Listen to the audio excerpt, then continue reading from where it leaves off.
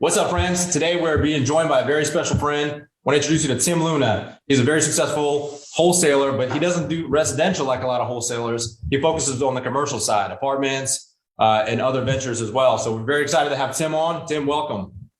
Hey guys, thanks for having me. I appreciate it. Glad to be here. Can you start off with a backstory? How you got started in real estate? What you were doing before that? I think you were an oil and gas guy before, and give us a backstory real quick. Absolutely. So about 12 years ago, I was working in oil and gas. I was just an operator at a plant here locally in Houston, a Shell plant. Ran into a buddy of mine, still a lifelong friend now. He was a broker, with Century 21. We went on a few baseball trips together, and he had his laptop the whole time. And I was like, man, what are you doing? He's like, oh, I'm writing contracts. I'm doing this. I'm a real estate agent on the side. I'm like, okay, well, our schedules afforded us a lot of time to do real estate, or just do things on the side.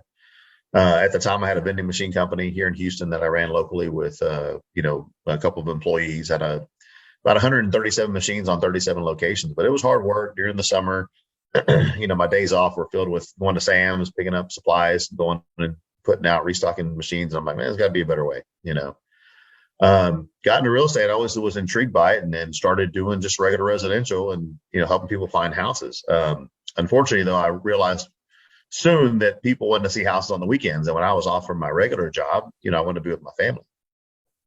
So kind of thought outside the box a little bit, ended up leaving my buddy because he was shutting things down. So I went and met with another guy, and he happened to teach me how to drive for dollars, to drive around Houston and find lots or find teardowns or rehabs, and kind of taught me wholesaling. And shoot, the first deal I sent out, it was a handful of letters there in downtown Houston off of Houston Avenue, where they were starting to build townhomes and starting to gentrify the area, and got a little lot from a lady in San Antonio, and I sold it for 40 grand right off the bat to an investor. And I'm like, well, I'm on to something here, and it didn't take any time away from my family. It was stuff I could do during the day, and, just really got into it, and, started doing, land. I started doing just, mostly houses, fix and flip. I did a few fix and flips myself. And then in 2017, when Harvey came through, that's when the market took a big dump here in Houston, because everybody in Houston then became a wholesaler and then became a contractor. I was getting outbid on properties, 30, 40, 50,000. And kind of my life changing moment, my defining moment was I went and met this little lady in Bel Air, which is an affluent area of Houston. The area was known for just tearing down these houses and building these massive.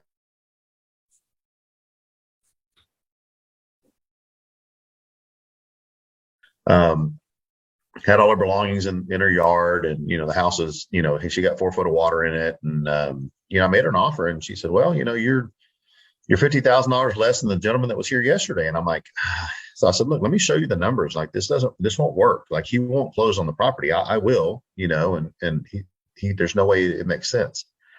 After about 30 minutes of going round and round, she still told me no. She still wanted to go with the other guy, which I understood. It was more money, but I gave her my card, and I said, hey, look, when he doesn't close, call me, and I'll give you the same offer. Normally I don't do that. And sure enough, about 30 days later, she called me, and she was like, well, you're right. He didn't close. He hasn't called me back, yada, yada, yada. And so I ended up wholesaling the deal, just made, 20 grand or whatever. I gave her a little bit more money because I felt the way I felt. And, I just kind of felt dirty, man. And I just said, I'm going to stop going after people that have only one asset, because most of the time these homeowners have one asset. That's it. I'm going to go after people that have multiple assets. So I started trying to figure out how to cold call for multifamily. Stumbled across a guy in Angleton, Texas, about 30 minutes south of where I live here in Pearland. He had a 5-unit complex there and a 14-unit complex in Brenham, Texas.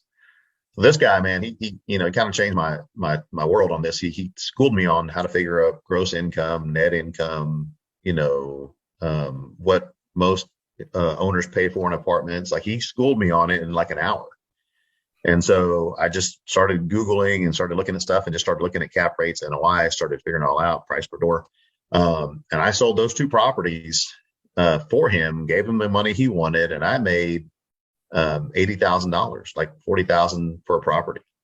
And so I'm like, yeah, man, I'm done with regular wholesaling. And I just went straight into, dove into multifamily, everything. I did multifamily. I did storage businesses, mobile home parks, RV parks, commercial buildings, strip centers, car washes, I just started figuring up all the way to analyze that to where I could negotiate it at a good price and then sell it at a good price. And the rest is history, man. So since I would say since October of 2017 to now, I've sold over 76 apartment complexes wholesale off market, anywhere from, duplexes all the way up to my largest deal so far has been 166 units.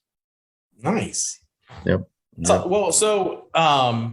So you went from residential to commercial, and you said that when you went to commercial, you basically learned to cold call commercial deals, right? Commercial multifamily. Correct. So everybody has a script that they typically use. What changed in your script? Did it go completely night and day, like 100%, 180-degree flip, or was there things that were able to be held over into your new script? Yeah, I mean, it's more of a sophisticated conversation, and over the years, I've evolved my script to where it's not even I'm scripting you, you don't know it because it didn't sound like it, right? So I started realizing that, I had to figure out how to word my phrases to let them understand that I own some real estate too, right? So for example, I would say, my script is, hey, can I speak to Joe? Hey, Joe, my name is Tim Luna. How are you? Hey, we don't know each other. And that's the first thing that really helps disarm people in a conversation, because most of the time, you get the spam callers, but if I tell you right away, I don't know you and you don't know me, that kind of lets your guard down a little bit, and I would say, hey, I'm calling about your property on 123 Main Street, your 10-unit apartment complex. A lot of my scripts are, hey, my partners and I, we just refinanced a handful of properties. We're looking to pick up a few other properties in the area. Would you be interested in entertaining a fair offer for your property? And then as I go through the script, I pick up on things like, instead of saying, well, how much is your water and gas each month? I would say, well, with our complexes that we own, we pay the water and gas for our tenants. Is that the same here, or do you pay all the bills for them? And that kind of differentiates, little key phrases that you drop in there differentiates you from being the cold caller whose script is either garbage or you're just not presenting it very well. Because I get calls too for the properties that I own. And these guys are just, I kind of script them. I'm like, look, man, you got to do this. You got to do this. I kind of help them out. I'm not selling, but, one thing Arthur told me was that there is a script and you have to practice it every day. You have to read it as fast as you can, at least 3 times. That way it's in your head and you can deliver it more naturally. Otherwise, you're going to say, hey, is this the owner of the property at the house that I'm trying to sell? It's not natural at all. You sound like a robot, and it sounds like you're reading off a piece of paper. So yeah, it sounds like you got it down. Yeah, and a lot of times what we do is, and even when I bring in my new callers, what we do is we do script practice and role play, and we'll be in the same room with our backs to each other, because it's hard to script practice and role play when you're looking at each other in the face, right? So I always get on one side of the room or turn around, and I say, I'll say ring ring, and they say hello, and I'll say, hey, can I speak to Joe? And a lot of people with these scripts, the problem is that they always say stuff like, oh, can I speak to Mr. Jones? Right away, you sound like a bill collector. So I'm very big on, I'll address them by their first name. Hi, can I speak to Joe, please? Hey, Joe, my name is Tim. How are you today? And then after that, like I tell everybody, it's just a conversation, but the script is the roadmap, right? The script is the roadmap. You can let them talk. And I've had sellers just kind of talk and take me here, but my script I'm going to bring them right back to where I want them to be, which is ultimately, hey, do you want to sell or not? So it kind of ebbs and flows, but yes, knowing your script and having your objections down, are very key. I mean, I had one guy who sold me his property, and he was like, man, I'm so tired of getting these calls. Why the hell do people keep calling me? And I said, well, you want me to tell you why, and you want me to tell you how to get off these call lists? And what people don't understand is here in Texas and pretty much nationwide is, if you have your LLC registered to your house, well, you can skip trace an address, right? Mm-hmm. But you can't skip trace a PO box. White pages won't allow it, nothing. So I told the guy, I said, look, if you want to get off these lists, change your LLC address to a PO box. Get a PO box and no one will call you ever again. And I said, now they might have it until then, but then you'll start slowly seeing these calls go away. I said, but what I like to do is, since I have your number now, if you want to sell, let's say in 6 months or 8 months, why don't I just follow up with you? So the guy was very appreciative. I ended up calling him like 8 months later, just as a follow-up. And he's like, hey, you know what? I want to go ahead and sell.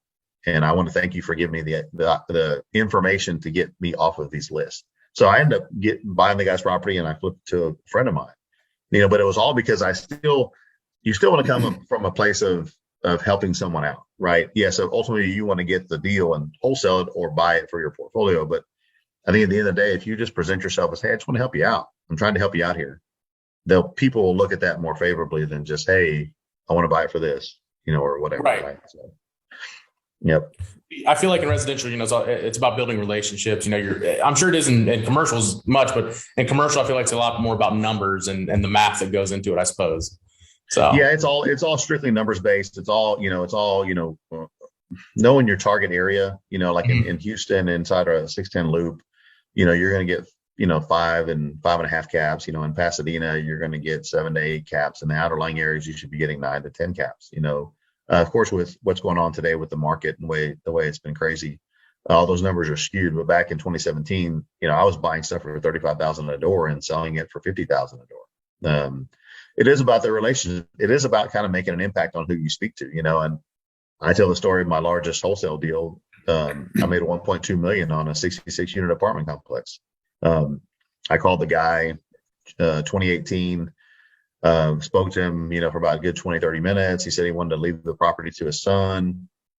I said, hey, look, do me a favor, is to just, on your desk, put my name on a Post-it note and put the address of the property. If you ever want to sell it, call me, So about a year later, I got a call in early June of 2019, and I got a call from a guy saying, I'm looking for Tim Luna. I'm like, what did I do this time? Right. So ended up, the guy said, well, I'm calling you because your name and the address to my dad's apartment complex is on a Post-it note on his desk. And I was like, yeah, I kind of vaguely remember, the conversation a little bit. I said, man, how's your dad doing? He said, my dad died of a massive heart attack last month. I was like, oh, wow, I'm so sorry to hear that, blah, blah, blah. He said, well, you wanted to buy the property? I said, yeah. I said, but he told me it was going to be for you, that you wanted it. He goes, I don't want this shit. And I was like, okay, what do you want to sell it for? So, the guy said, I'm not going to haggle with you on price. He said, I want the no less than HCAD value for the property. And I said, well, where can I meet you to sign a contract? Because the HCAD value on the property was 1.2 million, but he wasn't taking into account the cap rate, the net income, the gross income, none of that stuff. So basically I picked it up for 1.2 million. I sold it for 2.4 or 2.3 to a guy in like 20 minutes. And, I went in and went back to the guy right before we closed. I said, hey, look, I need to be at 1.1. And he reduced $100,000. But the funny thing was, and it was not funny, but the funny thing was, is it took me 6 weeks to get this guy under contract because he had like 5 family members that died in consecutive weeks. So like, he was like, oh, my aunt died. Oh, my uncle died. Hey, her brother died. Hey, I'm like, dude, I got to meet, because I didn't want him to catch, I wasn't trying to screw the guy, but I didn't want him to really talk to someone else or talk to a broker or someone who would say, there's no way you should sell it for that cheap. He thought the HCAD value was what it was worth. I wasn't going to argue with him either, So yeah, so I mean, just having a follow-up or having, a good system, like I use Follow Up Boss, and, it syncs to my Google Calendar and it says, hey, call Joe, or hey, call Mr. Smith. And, and then I have my notes. Hey, we spoke about his 20 units. He has a 10 unit he might want to sell. So I have all my stuff to where I can, pick up the phone and have a conversation. And those follow-up calls are easier. It's like, hey, Joe, remember me? We spoke 3 months ago about your property here on 123 Main Street. So those follow-up calls are a lot easier than that initial call. But on that initial call, you have to make an impact. You have to be able to articulate what you're trying to do, or you're going to lose the customer, or potential buyer or seller, I think I remember this deal. You were telling it in Destin, where I met you. You did a interesting, it's called the double close, essentially, where it's a standalone transaction where the end buyer funds the transaction, and then everything goes down there. But it's completely standalone transactions, right? Correct. So with an assignment, when you do an assignment deal, the end buyer will see how much you're making. Well, when you have a $1 million fee, or you have a $300,000 fee or $200,000 fee, you can't do that. So what we do here is we do a double closing it's called pass-through funding. So basically what we do is, on your A side, which is your contract with the seller, then you have a B contract, which is the contract with your buyer. So when you go to close these transactions, you take the B person, the end buyer, and he comes in first. He signs all of his closing docs. He puts his money at title. Then I come in and sign my documents, or the seller can. That way the end person's money is sitting at title, and all that money goes to the front end guy minus whatever you have in the middle built in. The guy on the seller on the front end only sees that they're selling it to you for 1.2 million. The buyer on the back end only sees he's paying 2.3. He doesn't see anything else. And so I'm literally on title for about 30 minutes. So like a lot of deals I've sold in the past, I still get the tax bills for them. And I call the person I sold it to, hey man, I've got your tax bill again, and I usually scan it to them and email it to them or whatever. But since I'm the legal owner for about 30 minutes, I do hold some stuff on them. It's like, man, I'm keeping all these tax bills and I don't own these properties, So, but yeah, so I learned that lesson the hard way, with in business. I had a guy who was buying a property in San Antonio from me, had $180,000 fee in there. And I was going to sign it to him because he was the second time he had bought from me. So he was okay with my fees. 3 days before we were supposed to close, he said, I can only do it for this price, cut my fee in half. So I said, okay, I'll do it. It cost me 90 grand, but I'll do it. I sold it to him and I haven't done business with him since. But then it taught me how to do a double, because before then I didn't know how to double close, and I was like, well, now I've got another bullet in my gun there to be able to, avoid that situation from happening in the future. Yeah. Tim, what would you say if you were just starting in real estate investment, say what you're doing is on a pretty big scale? Do you recommend for somebody that's just getting into wholesaling or just looking for new avenues to increase their investment portfolio to start with those single family residentials? Because it seems like an awfully big leap to get into what you're doing. Do you think it's important to kind of start with, doing the smaller deals first to kind of get your feet wet and see if you like it and if that kind of works for you? Yeah. It needs to definitely be somebody, you need to come in and kind of cut your teeth. You got to earn your stripes. Right. And I have people that come to me all the time and they want me to mentor them and stuff. And I realize this because I've had people, and I don't take people's money. What I do in all my mentoring is I do a fee split. Right. So the first 5 deals that someone comes to me with, I get 70% of the profit. They get 30%. The deal 6 through 10, it's a 60-40. And then after that, it's 50-50. But the whole way through, I'm guiding them, and what I came to realize was some of these guys weren't having very much success. And I'm like, well, look, I've been doing this 12 years. In the last 2 years, I've just now gotten to where people reach out to me because I have the same branded emails. I look, all my stuff looks the same. And I have a nationwide buyers list of about 80,000 people. So in the last 2 years, people come back to me and they want me to help them sell their stuff. And I'm like, okay, but that's because I've been doing it a long time. There's the longevity, and my students, they don't have that. So people don't know to call them. People don't know what they're doing. Right. So I think it's important that you come in and you find your niche, whether that be start in single family. And the only reason I evolved to multifamily was because of Hurricane Harvey. I probably would have never got into it. Just, I was so tired of the competition getting outbid. But I think it's important to establish, kind of your foundation, your fundamentals, and the way you're going to do business. Because the problem with new people, and I say this anytime I get on a podcast with people, is they don't know what they're doing. They don't get the right person to help them. And then they end up doing a deal bad. They give a 1-page contract. They put $10 earnest money down on a $300,000 house. Like, that's bad business, and it sours our entire industry. It sabotages all of us because, then people like me go back to pick up the pieces, and it's happened in the multifamily world. I had a lady with a 80-unit apartment complex, and some guy put a contract in front of her with $10 earnest money. And I'm like, well, why would you sign that for starters? Like, why would you sign that? Like, I would never sign that. And, it's important because we're all kind of working together. At the end of the day, we're all kind of working together, right? And if someone's out there messing up the game or, just doing bad business and pissing off sellers, then that ruins it for all of us, So it's just like making a bad offer. And right now, like, even in the commercial space, these newbies are coming in and they're making crazy high offers on prices per door. And that, then if someone gets an offer on a 10-unit complex for 1.3 million, which is 130,000 a door, that's crazy high and it doesn't sell. Well, then here comes Tim making them a regular offer at 800, which is what it's really worth. And then they're pissed. So it's hard to bring people back from that. So yes, I think it's very important that any person coming in, you have to establish what you're good at. I did single family for 5 years before I transitioned. and I mean, but I had to cut my teeth. I was making $5,000 a wholesale deal and $8,000. And, I hit the 30s and the 40s every once in a while on some really good deals, but it taught me how to do business the right way, which helps me do business the right way here, because commercial is totally different. And what I offer is, and I tell this to everybody, is I'm kind of a concierge, white glove service. Because remember, in a commercial deal, you have to do surveys, you got to do appraisals, you have to do your inspection. So when I put something under contract, unless I'm buying it myself with my team, I don't do an inspection. I save it for my end buyer because I want them to have full access to the property. So I have to make sure and schedule all that. We got to, coordinate with tenants, give them notice. So I'm not the guy who takes your deposit and walks away like so many wholesalers do these days.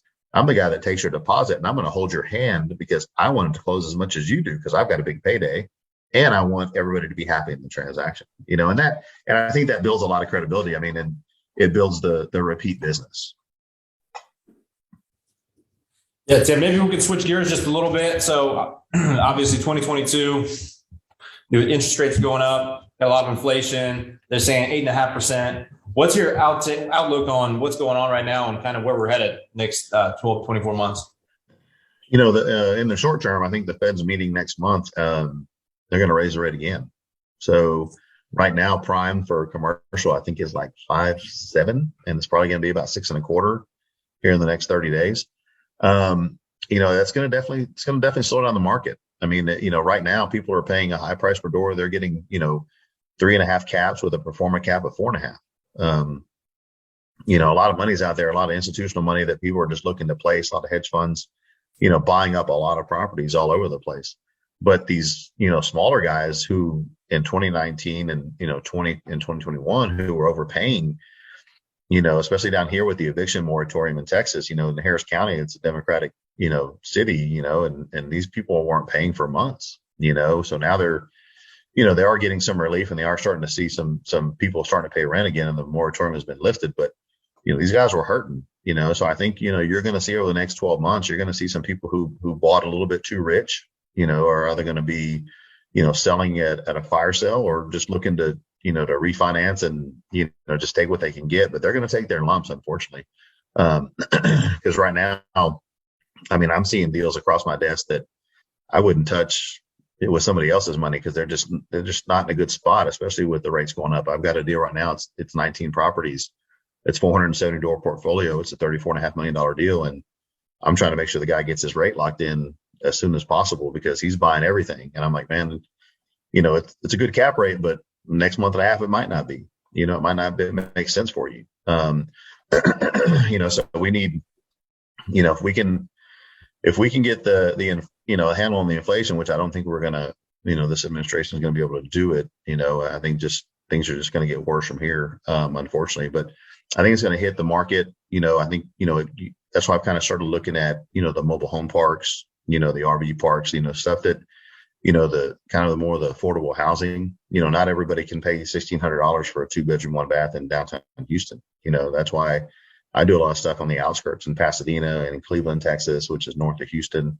Just because you need that type of tenant that can pay for a 1-bedroom, 1-bath at $700 and not worry about them making their rent, but it's definitely going to change the landscape. We're going to see a lot of commercial loans default, and we're going to see, right now all over Houston, there's a lot of empty commercial buildings just sitting there, and I think I know a lot of people here are trying to reappropriate them and make them, kind of those extended stay type hotels / multifamily here. That's what's kind of going on here. But yeah, I think, down the road, it's going to be a tough forecast unless people have a lot of liquidity in their properties. And that's what I get when I call people that, when I run my searches and people own these properties for 10, 20 years, they're like, I'm not selling. I'm not going anywhere. I'm like, yeah, it makes sense. I wouldn't sell either, but I'm still, that's our business model. We're calling to try to get people to sell, so it's going to be tough. I think you're going to start seeing, some of the bigger boys kind of take some lumps and,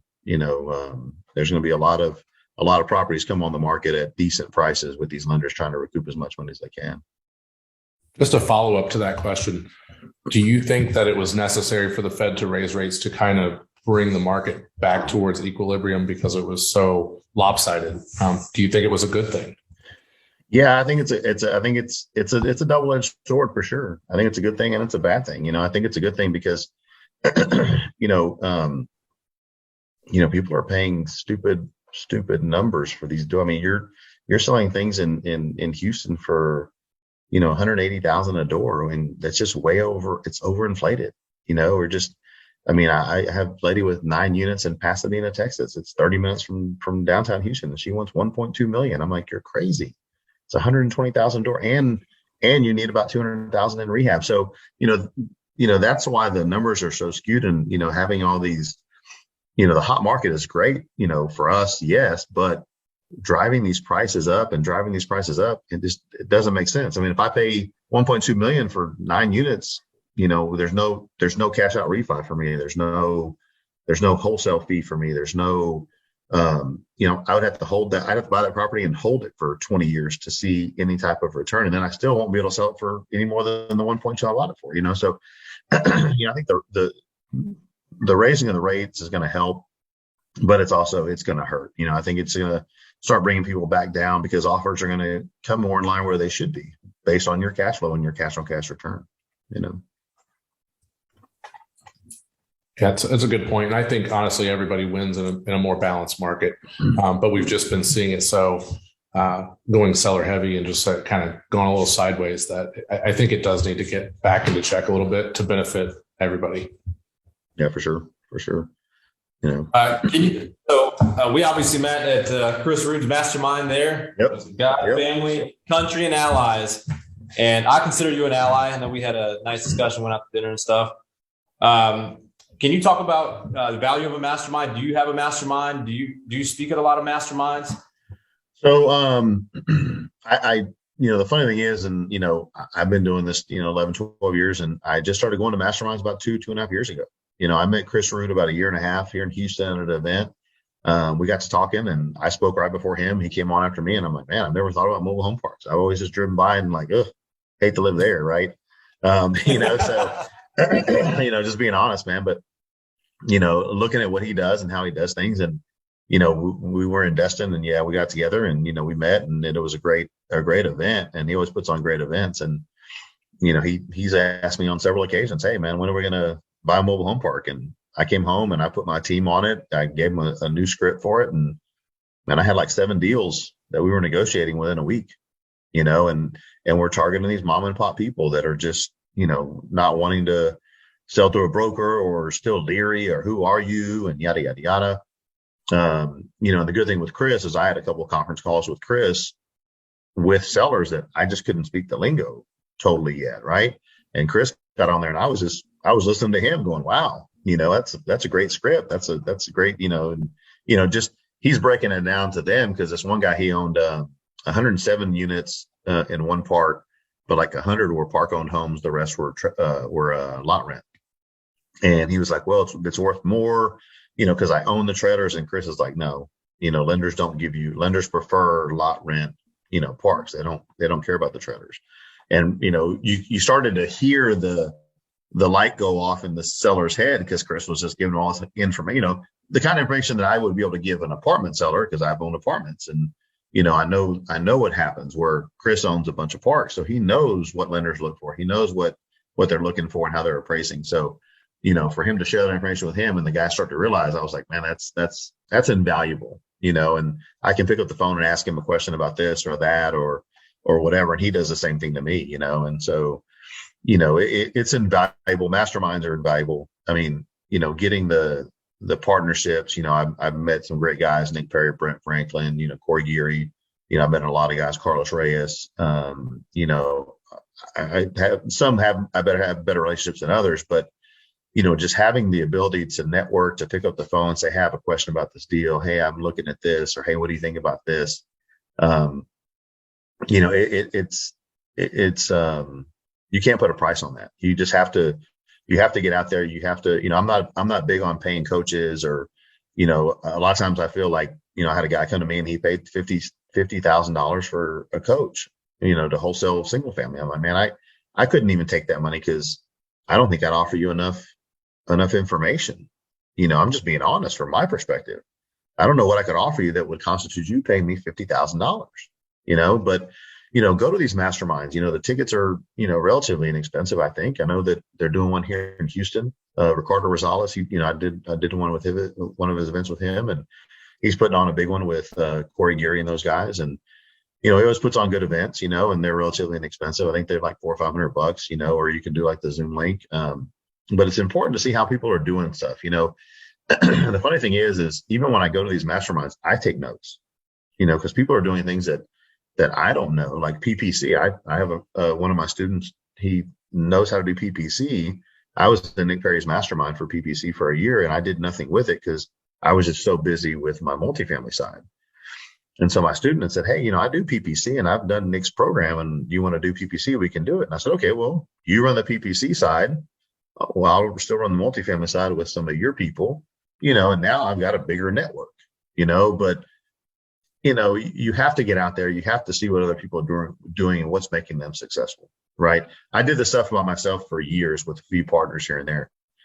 I didn't go speak. I don't like to get on stage and, I try to keep it simple, and I don't like to feel like I'm bragging and everything else, but it's like, you have to take this knowledge that you guys don't know what I'm doing. I don't know what you guys do until we all talk about it. Then when we talk about it, we can figure out how we can all better help each other move forward, whether that's sharing, an idea on how to market or how to do your follow-ups or even scripts. I like to talk to people. I'm an open book, man. I'll give anybody any information as long as I feel like they're taking it and they're putting it to good use. Now if you call me 10 times and ask me the same question 10 times, I'm going to start asking how smart you really are. Right. But, at the end of the day, I just want to help people. I think there's enough business to go around. I think there's, and it's a twofold benefit. I mean, the guy that I'm selling his portfolio, 19 properties, I sold him 3 properties in 2017, and I did good work. I did good business by him. And he came back to me and said, hey, I want you to sell my entire portfolio. So I made money off him the first time when I sold the properties to him. Now I'm making a bunch of money off $34.5 million worth of real estate, but that's the relationships. That's the development side, and so yeah, I highly recommend masterminds. I don't recommend coaching. I just don't feel like, unless someone just comes out with a system that you say, wow, I've got to have that, but that's a personal preference. I'm just, I speak as myself. My personal preference, I'm not going to pay a coach. I just don't see the value in it. But no. masterminds definitely pay for themselves. We have a coach, Jason Critchfield, and he's affected my business greatly. I love talking to him. Whenever I talk to Coach, I walk away and I'm just like wildly motivated. Absolutely. Full of new ideas, for marketing and so on and so forth, and ways to make more things happen. Sure. Just to add to that, Grant Cardone loves to say this, and I believe it wholeheartedly myself. He says, if you don't pay, you don't pay attention. Mm-hmm. A lot of times people are like, oh, it's just free. Like, they don't feel like but if you actually spend the money, like I was committed, I paid for Chris's event, it was like $5,000, big investment, right? Yep.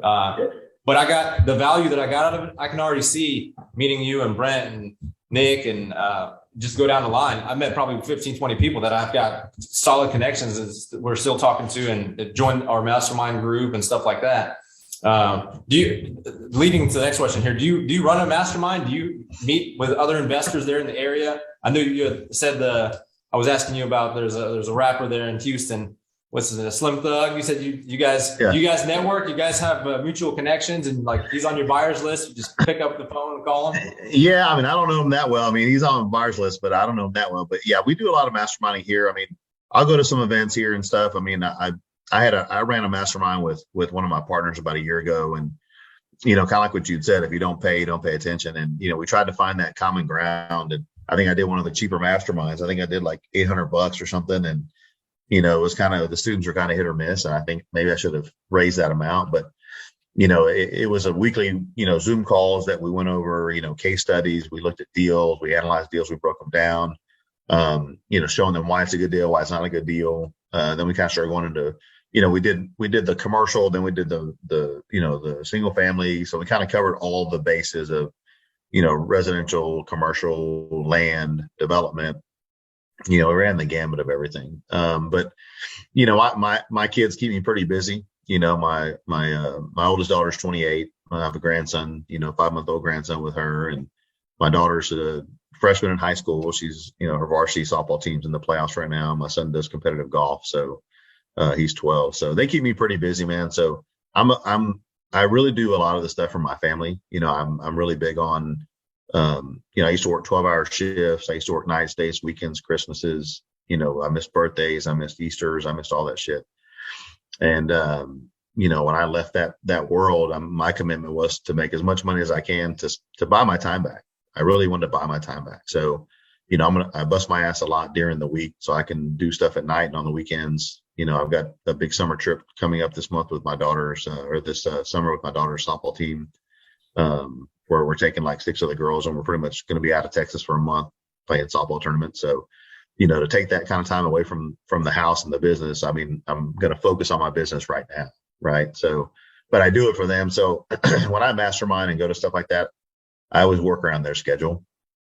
So like they do a lot of stuff, like they do a lot of meetups here during the week, and I just can't do it. My daughter plays softball. I'm a softball dad. So I've coached her for 10 years, so I'm at every game, I'm at every practice and everything else, so, but, I get together when I can, or if I'm asked to speak at an event, I commit to the event as long as it's, Chris asked me to come to his other mastermind. I think it's next month, and maybe it was in May, but I was like, man, I've got a tournament that weekend. I can't do it. We're out of town. So, if I'm asked to be, I'll be there. But, I definitely will. I have a lot of guys that just reach out to me on a weekly basis. Hey, how everything's going?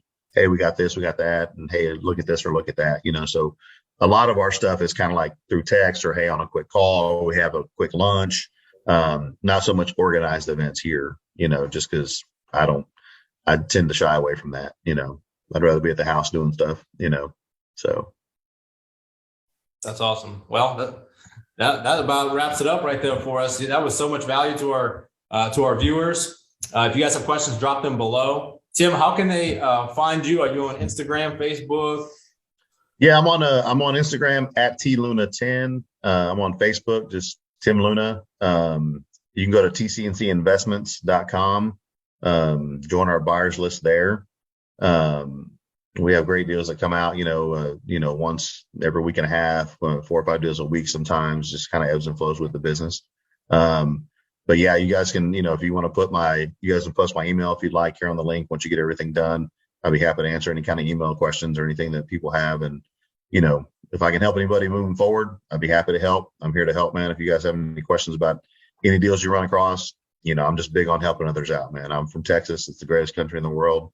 We just like to help people out, Awesome, Cool, man. Awesome. Thank you so much for your time today, Tim. Hopefully we gave a lot of value to our viewers. Yeah, it's always a pleasure, and let's do some deals.